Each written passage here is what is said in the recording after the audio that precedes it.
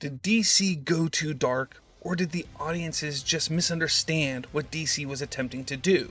Is darkness the problem, or is it actually an imbalance that's the problem? People love to use the Nolan Batman trilogy as the groundwork for how DC should be. It had a grounded world, political undertones, moral ambiguity, and a crime drama structure that just worked. We do have to understand a little bit that Nolan's films were sort of dark in tone, not an nihilistic theme. They truly believed in heroism, they believed in sacrifice, they believed in hope through struggle. The thing is Batman works in the darkness. That tone fits the character. But where things started to get a little uneasy for DC fans was in 2013 when Man of Steel came out. Now, I say it all the time, Man of Steel is my favorite superhero film. I love that movie. I think it's a great origin story. The problem is when you got Snyder, Goyer, and Nolan together to create this movie, it got a little dark, and it was almost like they were making Superman Batman in a way. Not completely. I'm not going to sit there and say that Man of Steel is the darkest movie ever.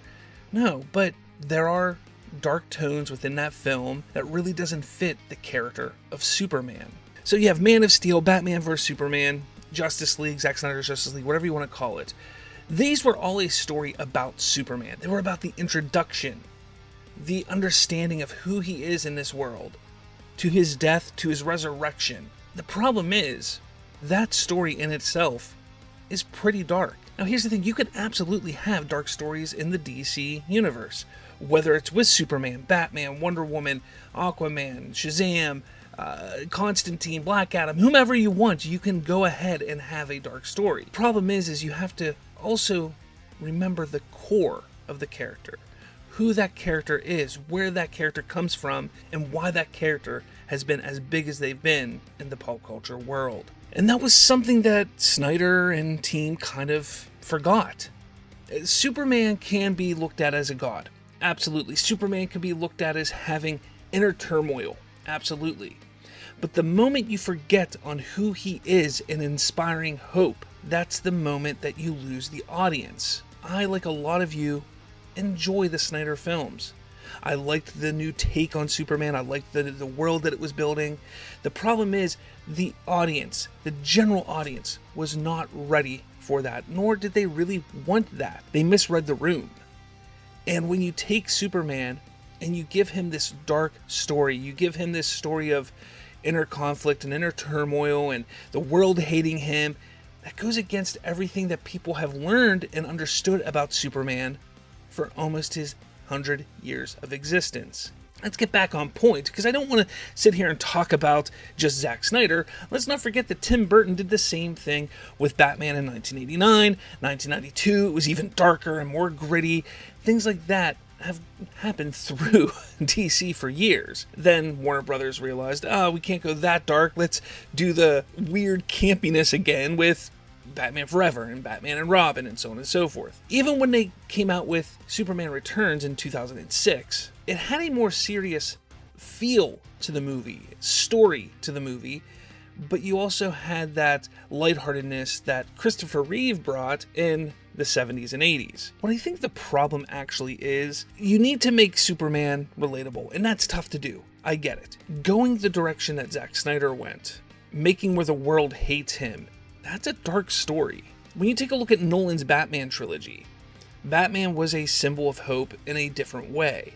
Sure, the stories were grounded, they were a little darker, more quote-unquote realistic in a way. Despite that, the stories were still about the hopefulness that comes from Batman. When you take a look at what was being built within the DCEU as Superman, well, you didn't get that. Sure, after Man of Steel, you felt that hopefulness, welcome to the planet, the big cheese smile that Clark gives Lois at the end. It gives you a little bit of hope. It shows you that Superman's here, he's here to stay, and that's great. But Snyder and team decided to flip that on its head come Batman vs. Superman. They decided to flip that and say, oh, you know what? The character that he was in Man of Steel, he's going to regress a little bit. He's going to question why he should even be on this planet. The planet's going to question whether he should even be here. The planet is going to not want him here. And you're taking it down a path that, hey, at the end of this movie, you're showing this hopefulness. But then the very next movie, it's dark and dire and gloomy and just no fun. It's no fun.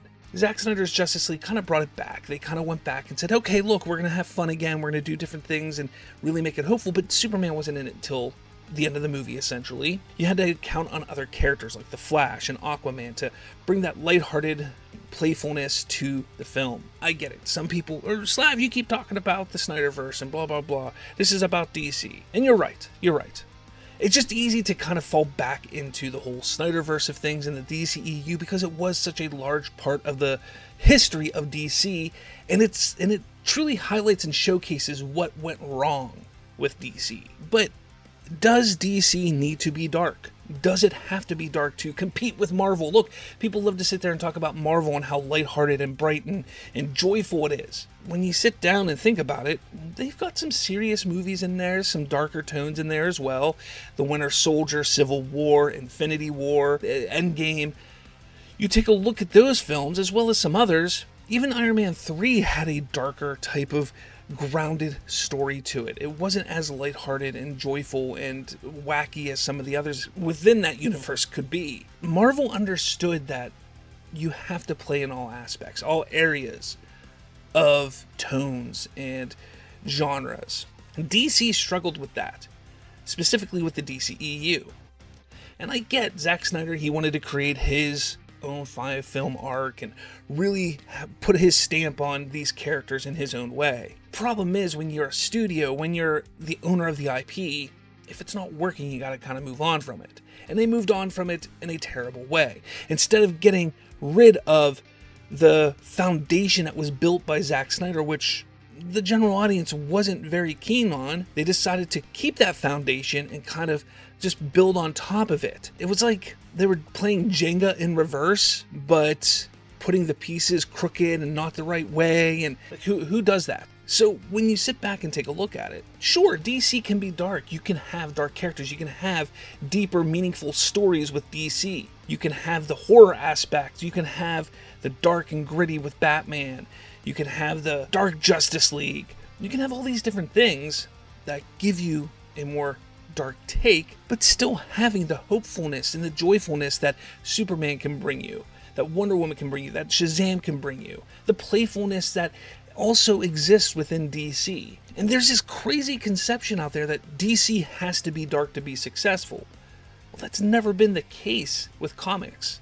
When you look at the comics, sure, some of the darker stories have been very successful, but they have many comic runs where DC is not dark and they're successful and they're fun and they're lighthearted. So it's all about balance. I think what it really comes down to is people want mature storytelling.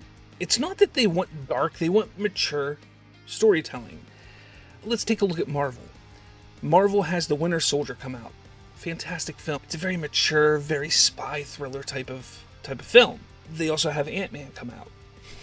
Not serious, not mature, very goofy in many ways. Does that mean that Winter Soldier is undoubtedly the better movie?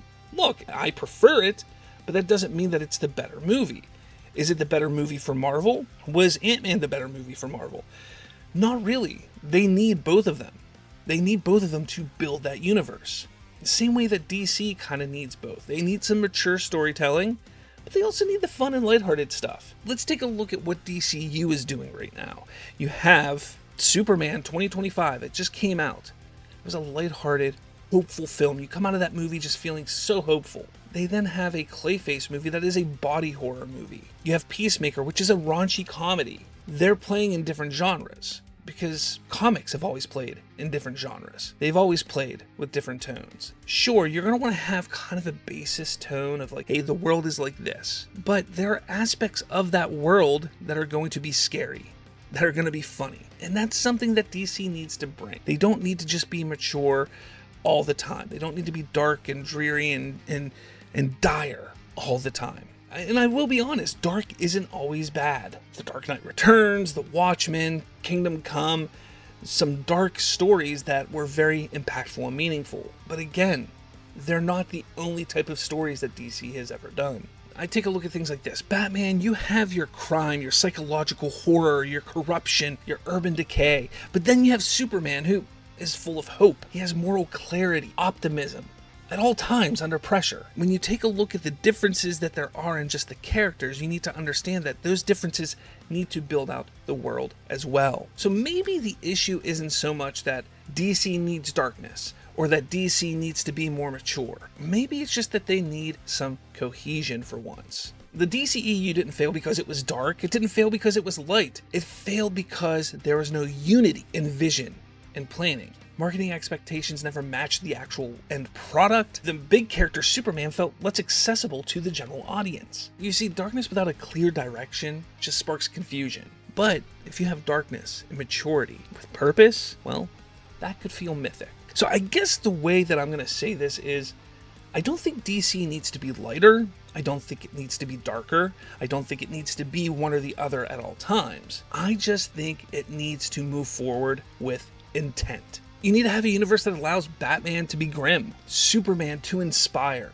Give us some niche characters to experience with. It doesn't apologize when it's serious, and it doesn't fear being joyful either.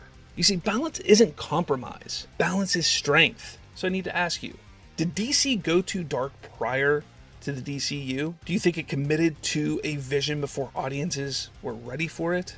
And most importantly, does DC lose its identity if it abandons the shadowy features that it has? I'd love to hear your thoughts in the comments. Make sure you let me know your thoughts on all this. Did DC go too dark? How do you think DC should be handled? Let me know in the comments below. Hit that like button, hit subscribe. With all that said, I'll catch you all later.